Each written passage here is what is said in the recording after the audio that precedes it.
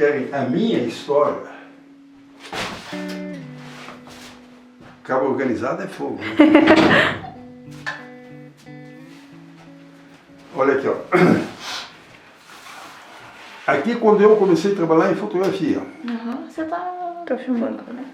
Isso aqui são filmes que vieram da Alemanha, que o Schneider, que era o importador, isso é na Sul América, ali na Rua 15 de Novembro. Olha, isso aqui sou eu. Outra pessoa. Isso foi em 1948, foi isso aqui. Bom, o fotojornalismo para mim aconteceu assim mais ou menos por um acaso, porque eu trabalhava com fotografias de amadores e aí eu fui correr um campeonato pan-americano em Montevidéu de ciclismo, que daí eu fui ciclista nesse tempo.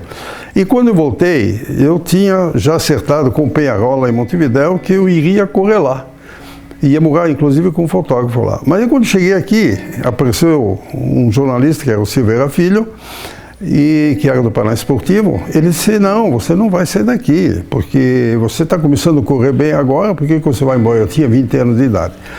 E aí eu digo, não, Silveira, eu não tenho mais nem emprego. Onde eu trabalhava, eu já pedi demissão e... Não, você vai trabalhar na Gazeta do Povo, e no Paraná Esportivo, e você vai trabalhar. Eu digo, Silveira, o que eu vou fazer lá? Não, você é fotógrafo, pô. Você vai trabalhar, Fujato saiu de lá, você vai trabalhar lá.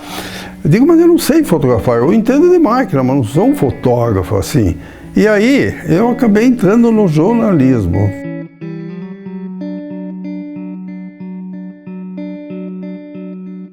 O jornalismo, eu pelo menos, como fotógrafo, eu tive umas experiências muito grandes e que realmente foram sensacionais. Uma é que eu sempre falo nas minhas reportagens, é o negócio da Taça Jules Rimet, que eu fui fazer a cobertura da chegada da Taça Jules Rimet.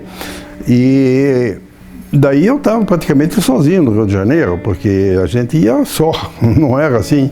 Tinha um repórter que era do Paraná Esportivo, mas eu não mais encontrei lá no aeroporto. E aí foi uma loucura esse negócio. E eu tinha que chegar no Palácio do Catete para fazer troço com o Juscelino Kubitschek, ia dar medalha lá, aqueles negócios de cerimônia ali.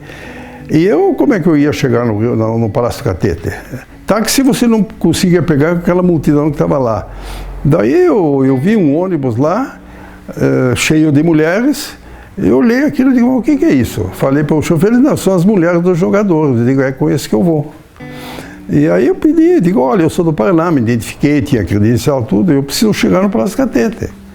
E aí ele acabou de entrar, e eu entrei e aí fiquei conversando, inclusive, com a mulher do Didi, que era a Guiomar.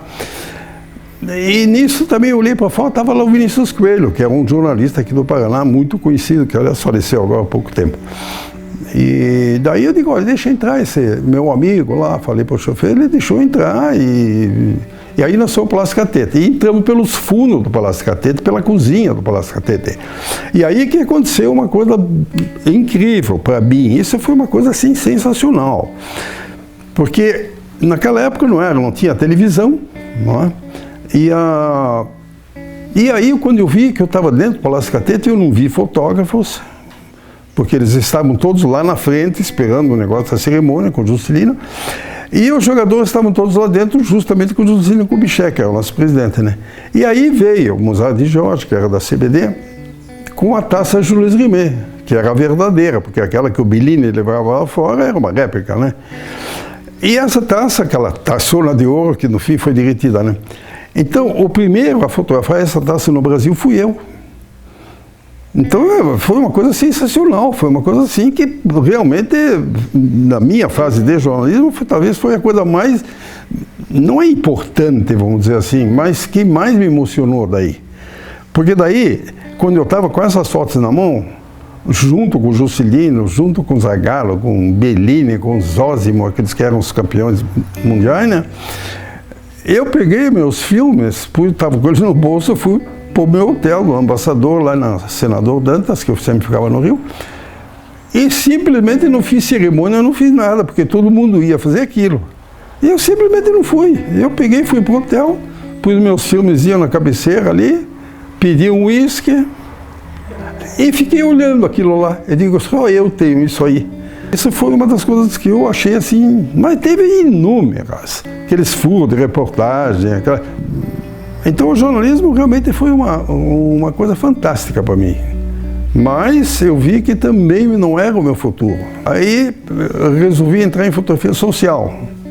Daí comecei a fazer fotografias de casamentos, de debutantes, de aniversários, lá com o Aníbal Bom de Carneiro, que é a Foto Paris. E fui levando minha vida desse jeito. Daí já vi que aquela fase também não era muito boa. Tinha que ter alguma outra coisa que para a fotografia fosse melhor.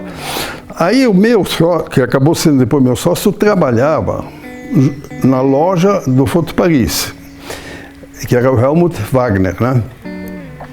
Aí, e a minha mulher, que não era minha mulher, que trabalhava lá também, a Maria, era contadora lá.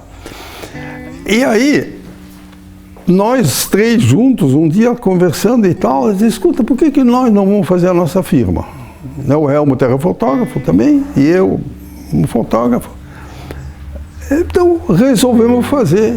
Aí a gente se envolveu na publicidade mesmo, sabe? E aí surgiu a fototécnica, daí foi realmente pioneira. Então, só para você ter uma ideia, como eu já contei para vocês no sábado passado aqui, eu atendi 92 agências de publicidade.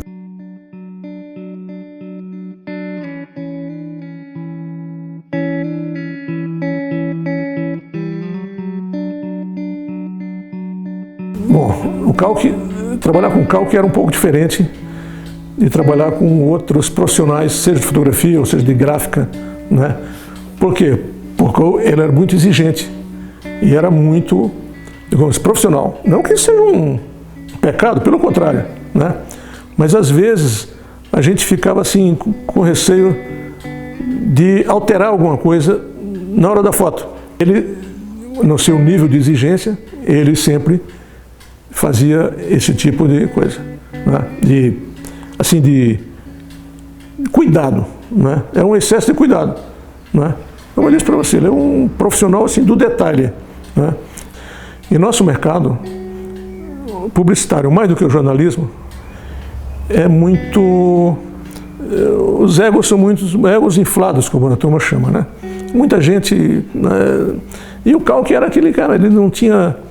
Digamos assim, ele era um super profissional e um cara super simples. Ele é um grande fotógrafo, ele foi um grande corredor de ciclismo.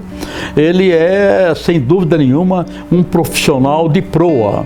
E tem uma humildade realmente extraordinária. Eu não me lembro eu conheço o Calque há 60 anos praticamente, por aí, um pouco menos, sei lá. Eu nunca vi o Calque de paletó e gravata, por exemplo.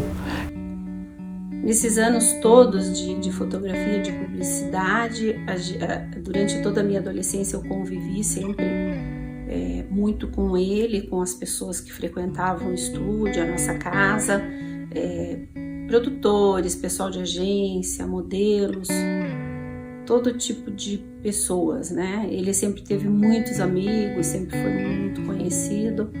O Calque para mim é assim, daqueles amigos que você... É uma loteria, você tem amigo como o Calque, né? É um sujeito caráter, honesto, profissional, amigo. Então é um achado. Daí você começa a olhar. Esse cara morreu, esse aqui morreu, e não faz muito tempo. Foi recente, esse aqui é do Domingos Pedroso, famoso pintor. O Calque, eu conheci rapidamente, eu diria assim, superficialmente, antes de eu ter ido para o Rio de Janeiro. Eu diria que nos anos 60, na metade dos anos 60, por aí. Mas vim a conhecê-lo realmente muito melhor numa visita que ele e o Luiz Renato Ribas, que é um grande amigo nosso comum, os dois me fizeram quando eu morava na Suíça, e nós combinamos de passar um período lá de 10 dias viajando pela Europa. E depois, quando eu voltei para o Brasil, em 1975, eu voltei em julho de 75 e eu não tinha exatamente um local para ficar ainda. Eu tinha ficado 4 anos fora. E aí ele ofereceu um apartamento que ele tinha no estúdio dele. Era um apartamento pequeno, mas tinha lá um bom quarto para dormir, tinha um banheiro, enfim, tinha uma instalação ótima. Então eu acabei sendo inquilino do Kalk por alguns meses. Conta pra gente alguma história com o Kalk que te marcou, que seja importante assim para sua jornada, para a jornada dele. Sem dúvida nenhuma, a melhor história do Kalk que eu tenho foi uma bronca que eu dei nele logo depois que eu cheguei na Suíça. Eu cheguei da Suíça. Era metade de julho de 1975 e eu dormia no apartamentozinho dele lá, como eu falei, no estúdio dele. E um dia, às 6 horas da manhã, ele bate desesperado na minha porta para dizer: Jota, neve em Curitiba, neve em Curitiba. Aí disse: pô, alemão, eu vim da Suíça, passei 4 anos na Suíça e você vem me acordar para ver a neve? Óbvio que foi uma gozação, tudo mais, e para ele era uma super oportunidade. Aliás, foi uma super oportunidade, porque ele pegou o carro e saiu imediatamente para fotografar Curitiba com neve, e tem uma foto que eu diria que ficou marcado assim, que era uma foto da Universidade Federal do Paraná, que ele tirou a partir da perspectiva assim do Teatro Guaíra, mais ou menos, com bastante neve assim na praça e com a universidade no fundo, com uma boa iluminação. Ele era e continua sendo um grande fotógrafo.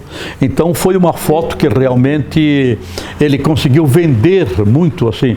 Eu me lembro que na época tinha o Banco Bamerindos e o Bamerindos comprou essa foto como um cartão postal de Curitiba. Uma coisa importante que foi assim, que me marcou muito e marcou uma geração também, foi uma foto que ela representou uma mudança. Eu trabalhava na Esclan na época, uma agência, uma das maiores agências do Paraná, e o José Richa saiu para ser candidato, pai do Beto, governador. Eu fui um dos criadores designados para fazer a campanha. E a foto, que o Zé Richa foi lá na fototécnica, o Kalk Brenner. E a foto, e o material que ficou assim, foi um material emblemático da campanha, era o Zé Richa, fotografado pelo Kalk. Isso me marcou muito, porque foi assim. E a frase do título era, que eu não lembro de quem era a frase exatamente, mas era uma equipe de criação, a gente era assim: José Richa, e ele assim, com a mão assim, preto e branco, uma foto maravilhosa, José Richa, ou fica como está. Era só a frase assim, digamos assim, e acabou com a fase Ney Braga, do Paulo Pimentel, não sei o que, aquela coisa. Tá? Então foi um novo ciclo. E eu lembro dessa foto que foi feita lá no Kalk. Né? E é uma foto que ele nem sabe disso, assim, mas nem marcou que ele fez. Tem coisas que a gente não marca para você, não marca para mim, né? Mas e essa foto do Kalk foi porque mudou a política do Paraná. E essa nossa campanha também mudou. Ele já está aposentado. Mas ainda assim está sempre com uma máquina fotográfica. Ele é muito organizado, então tem as reportagens e tudo. Ele também tem um pequeno museu, onde ele fala um pouco, conta, né, essa história, essa trajetória dele de vida, e eu acho que é bem bacana. Eu sempre registro isso, porque você vê de quanto é que vale isso aqui para mim. Não é? Sim. É sua história, né?